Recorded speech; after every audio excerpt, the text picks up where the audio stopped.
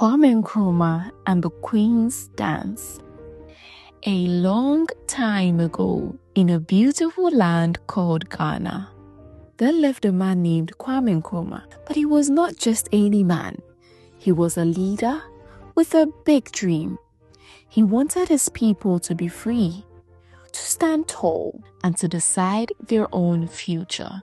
Before Nkrumah became the leader of Ghana, the country was ruled by the British. The most important person in Britain was the Queen.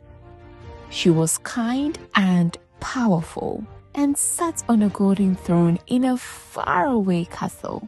Even though they were so different, their lives became connected in a way no one could have imagined. The first meeting in London. It was the year 1957, and something amazing had happened in Ghana.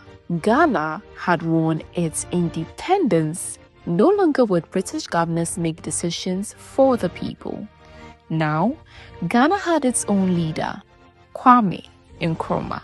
After Ghana became independent, Nkrumah was invited to London, where the Queen lived in Buckingham Palace.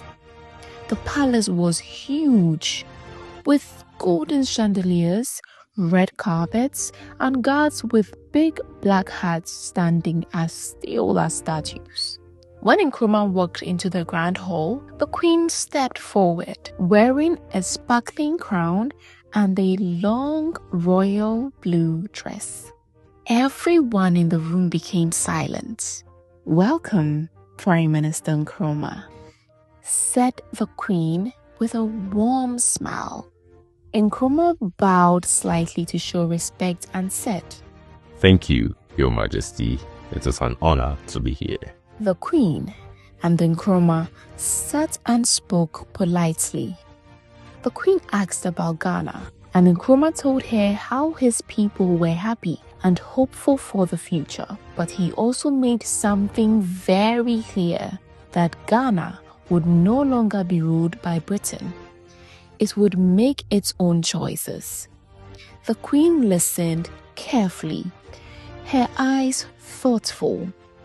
She saw that Nkrumah was a strong leader who cared deeply for his people. Even though they were different, they had something in common.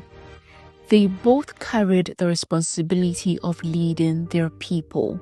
That was their first meeting, but it would not be their last.